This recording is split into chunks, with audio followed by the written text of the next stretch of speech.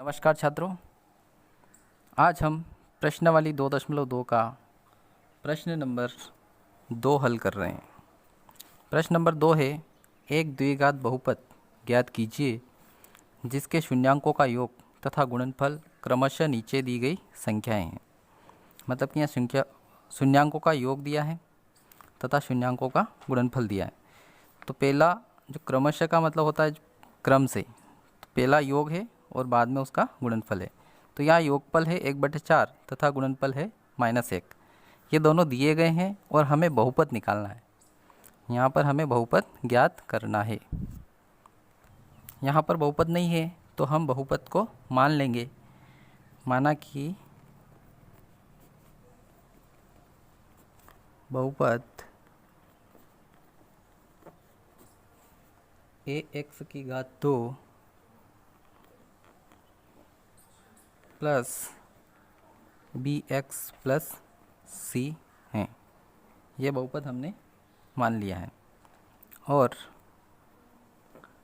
जो शून्यांकों का योग है वो यहाँ पर दिया है, तो हम यहाँ शून्यांक मान लेंगे कि शून्यांक अल्फ़ा तथा बीटा हैं। ये हमने शून्यांक मान लिए। हम जानते हैं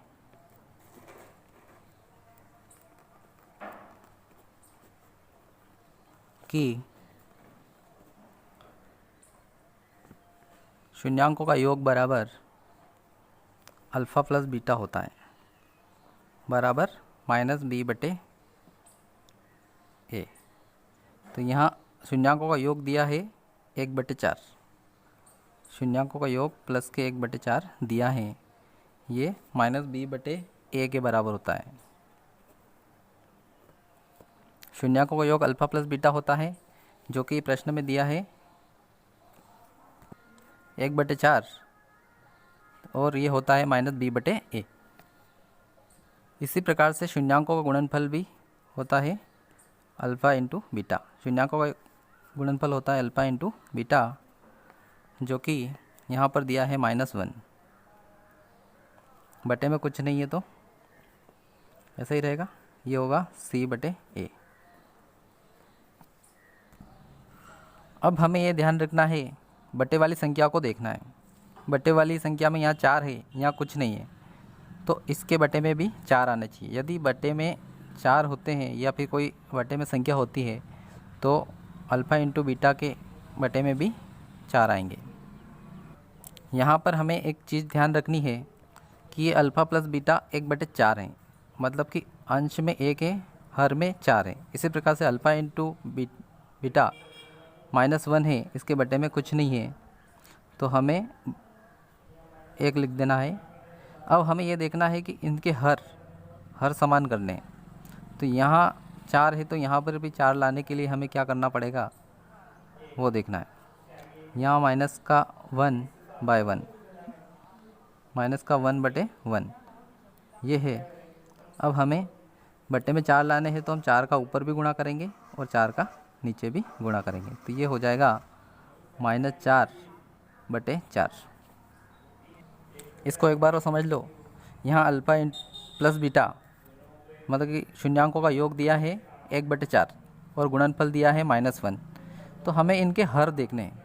अगर इनके हर में या इसके गुणनफल के या योगफल के बटे में अगर कुछ भी संख्या आती है तो हमें दूसरी वाली, या तो योगफल में, अगर यहाँ पर देखते हैं कि योगफल में बटे में 4 है तो गुणनफल में भी हमें बटे में 4 करने पड़ेंगे।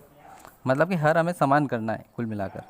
तो यहाँ बटे में 4 है तो यहाँ बटे में 4 करने के लिए हमें क्या करना पड़ेगा, 4 का ऊपर और 4 का नीचे गुणा करेंगे, तो ये हो जाएगा -4/4। अब हम इसकी तुलना करेंगे। यहाँ अंश में -b है, यहाँ अंश में 1 है, यहाँ हर में a है, यहाँ हर में 4 है, तो इनकी तुलना करेंगे। इसी प्रकार से यहाँ पर भी देखते हैं। तो अब हमें ये नहीं देखना है, केवल ये देखना है c अंश में है और यहाँ अंश में -4 है। इसी प्रकार में a है, इसके बटे में 4 है, तो हम इसकी तुलना करते हैं तो a के बराबर 4 है। देखो यहाँ पर भी a है इसके बट्टे में 4 है। इसी प्रकार से यहाँ पर भी a है, इसके बट्टे में 4 है, तो यहाँ a बराबर हो जाएगा 4। इसी प्रकार से b देखते हैं तो यहाँ माइनस का b है, हमें केवल प्लस का b चाहिए, प्लस का b चाहिए तो ये माइनस इधर चला जाएगा, तो ये b बराबर हो जाएगा -1। इसी प्रकार से हम c की तुलना करते हैं, तो c यहाँ पर है तो इसके यहाँ पर -4 है, तो c के बराबर हो जाएगा -4। अब हमें a, b और c के मान प्राप्त हो गए हैं। इसको हम एक बार और अच्छी तरह से समझ लेते हैं। अब हम इसकी तुलना, ये जो a, b, c है उनके मान निकालने हैं तुलना करके। तो यहाँ पर हम देखते हैं, यहाँ पर हर में a है, इसके हर में 4 है, यहाँ पर a है, यहाँ पर 4 है, तो a बराबर हो जाएगा 4, क्योंकि a के बराबर 4 है। यहाँ पर भी देते हैं a के बराबर 4 है, तो a बराबर हो गया 4। इसी प्रकार से हम b देखते हैं, तो यहाँ b यहाँ पर है, तो इसके सामने 1 है, अंश में b है तो यहाँ अंश में 1 है, पर यहाँ b माइनस का है, हमें b प्लस का चाहिए, तो b यहीं रहेगा, ये माइनस वाला 1 के इधर आ जाएगा, तो ये माइनस का 1 हो जाएगा, तो b के बराबर -1 हो जाएगा। अब हम c को देखते हैं, तो c ये है, c का मान ये निकला -4, तो c के बराबर हो गया -4। इस प्रकार हमें a, b और c के मान प्राप्त हो गए हैं। अब हम ये मान जो हमने बहुपद माना था वहाँ पर रखेंगे। हमने बहुपद क्या माना था कि बहुपद ax की घात 2 bx प्लस c ये माना था, तो यहाँ पर हम a की जगह ये मान रखेंगे 4, b की जगह -1 रखेंगे और इस c की जगह -4 रखेंगे। तो ये a है, a की जगह हो जाएगा 4x की घात 2, b की जगह -1x हो जाएगा और प्लस c की जगह -4 बराबर 0। अब हम इसको हल करेंगे तो ये हो जाएगा 4x की घात 2, 1 का गुणा x में करेंगे तो -x ही रहेगा और ये -4 बराबर 0। अब हमें ये बहुपद प्राप्त हो गया है, अर्थात वह द्विघात बहुपद जिसमें दी गई शर्तें संतुष्ट होती हैं वह है 4x की घात 2 -x -4। ये हमें द्विघात बहुपद प्राप्त हो गया है। इसी प्रकार से हम दूसरा क्वेश्चन हल करेंगे। यहाँ पर दूसरा प्रश्न है, योगफल दिया है करनी 2 तथा गुणनफल दिया है 1/3। हमें यहाँ पर भी द्विघात बहुपद निकालना है। यहाँ पर द्विघात बहुपद निकालना है तो हम द्विघात बहुपद मान लेंगे। माना कि द्विघात बहुपद ax की घात 2 प्लस bx प्लस c है और इसके शून्यांक हमने अल्फ़ा तथा बीटा मान लिए हैं। अब हम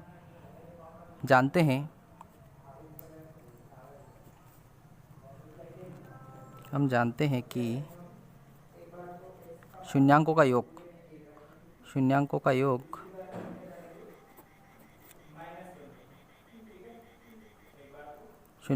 क्या होता है? अल्फ़ा प्लस बीटा, जो कि यहाँ पर दिया है √2। अल्फ़ा प्लस बीटा का मान यहाँ पर √2 दिया है, तो हम यहाँ लिख देंगे √2। इसके बटे में कुछ नहीं है तो 1 है। इसी प्रकार से शून्यांकों का गुणनफल कितना दिया है, गुणनफल भी लिख लेते हैं। गुणनफल होता है अल्फ़ा इंटू बीटा, ये है 1/3। अब हमें यहाँ पर देखना है, इसके बटे में 3 है तो इसके बटे में हमें 3 लाना है। तो इसके बटे में 3 लाने के लिए हमें क्या करना पड़ेगा? हमेशा ये ध्यान रखना है कि इसके हर को देखना है हमें। अल्फ़ा प्लस बीटा √2 है, इसके बटे में कुछ नहीं है तो 1 है। अल्फ़ा इंटू बीटा 1/3 है, तो यहाँ बटे में इन दोनों के किसी में भी एक के बटे में जो संख्या दी है वो दूसरे के बटे में आनी चाहिए, तो वो ही लाने के लिए हम इसको हल करेंगे। तो यहाँ पर बटे में 3 दिए थे तो हमें इसके बटे में भी 3 लाने हैं। तो 3 लाने के लिए करनी 2 के गुणे में भी 3 करेंगे और बटे में भी 3 करेंगे, तो ये हो जाएगा 3/3। इसको हल करेंगे तो 3 का गुणा करनी 2 में होगा तो 3 करनी 2/3 ये हो गया, और ये तो है ही 1/3। अब हमें पता है कि अल्फ़ा प्लस बीटा क्या होता है? -b/a। इसी प्रकार से अल्फ़ा इंटू बीटा क्या होता है, सी बटे ए। अब हम इसकी तुलना कर लेंगे। अब हम इसकी तुलना करते हैं तो यहाँ पर ए है, इसके बटे वाले दोनों संख्याओं के जगह ए है, यहाँ पर भी बटे में है, यहाँ पर भी बटे में। तो इस संख्या के बटे में क्या है, 3 है, इस संख्या के बटे में भी 3 है। तो ए का मान कितना हो जाएगा, बटे वाली संख्या जो बटे में है, बटे में 3 है, तो ए बराबर हो गया 3। अब हमें बी का मान देखना है। बी माइनस में, तो बी हमेशा प्लस में आना चाहिए, तो ये माइनस वाला इधर आ जाएगा, तो बी बराबर हो जाएगा माइनस के 3 करनी 2। अब हमें सी का मान देखना है। सी यहाँ पर है, इसके सामने कौन है, 1 है, तो सी के बराबर हो जाएगा 1। इस प्रकार हमें ए, बी और सी के मान प्राप्त हो गए। एक बार और तुलना को समझ लेते हैं कि यहाँ पहले ए आता है, तो ए यहाँ देखेंगे कि सी के बटे में है, बी के बटे में भी है। यहाँ पर बटे वाली संख्या के में 3 है, यहाँ पर बटे वाली संख्या में 3 है, तो ए के बराबर कितना हो गया, 3। इसी प्रकार से बी को देखते हैं, तो बी माइनस का है, जबकि हमें बी प्लस का चाहिए, तो बी प्लस का लिखेंगे और ये माइनस इधर भेज देंगे, तो ये माइनस का हो जाएगा 3√2।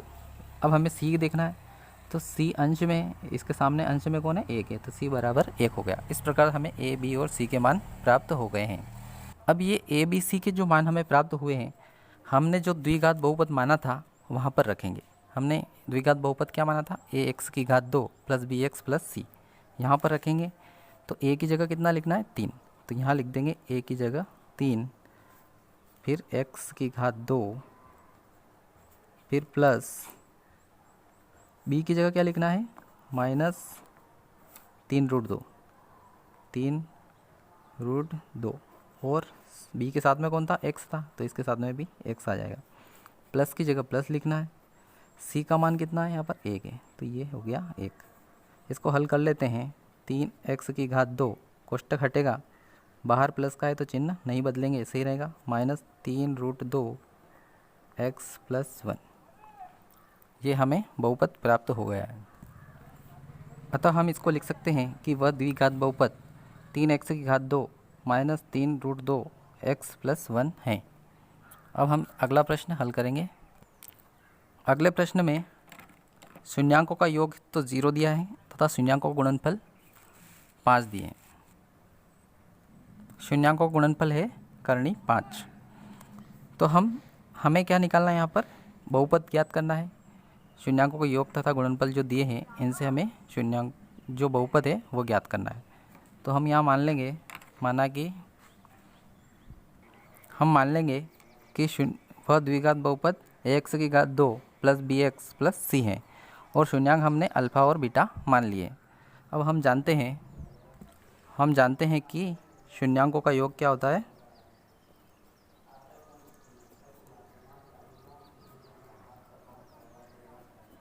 अल्फ़ा प्लस बीटा होता है, अल्फ़ा प्लस बीटा, जो कि यहाँ पर मान दिया है 0। 0 के बटे में कुछ नहीं है तो 1 मान लेंगे। इसी प्रकार से शून्यांकों का गुणनफल लिख लेंगे,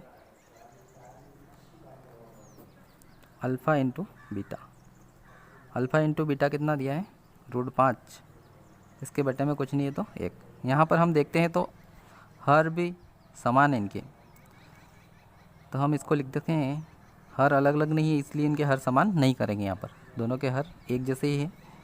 तो हम लिख देंगे शून्यांकों का योगफल अल्फ़ा प्लस बीटा 0/1 बराबर माइनस b/a।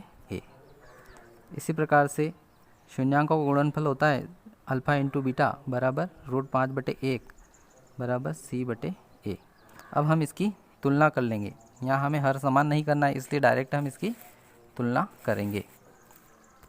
तो तुलना करने पर हमें प्राप्त होता है, यहाँ बटे में a है, इसके सामने 1 है, यहाँ पर भी बटे में a है, इसके सामने 1 है, तो a बराबर हो जाएगा 1।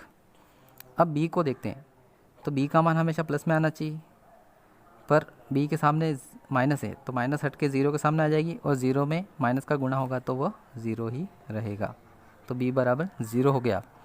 अब इसी प्रकार से हमें c का मान निकालना है। c अंश में है और इसके सामने अंश में √5 है, तो c बराबर हो गया √5। अब हमें a, b और c के मान प्राप्त हो गए हैं। इन a, b, c के मान को हमने जो बहुपद माना था उसमें रखेंगे। तो हमने बहुपद क्या माना था, ए एक्स की घात 2 बी एक्स प्लस सी, तो ए की जगह 1 रखना है, तो यह हो जाएगा 1 एक्स की घात 2 प्लस बी का मान 0 आया है इसलिए 0 गुणित एक्स प्लस सी का मान √5 है। इसको हल करते हैं तो 1 का गुणा एक्स में होगा, तो ये एक्स की घात 2 ही रहेगा, प्लस एक्स का 0 होगा तो ये पूरा 0 हो जाएगा इसलिए इसको नहीं लिखेंगे, और प्लस √5 बचेगा। तो हमें बहुपद क्या प्राप्त हो गया, एक्स की घात 2 √5। अतः हम लिख सकते हैं कि वह द्विघात बहुपद एक्स की घात 2 प्लस √2 है। इस प्रकार हम इस प्रश्नवाली के प्रश्न नंबर 4, 5वां और 6वां हल करेंगे।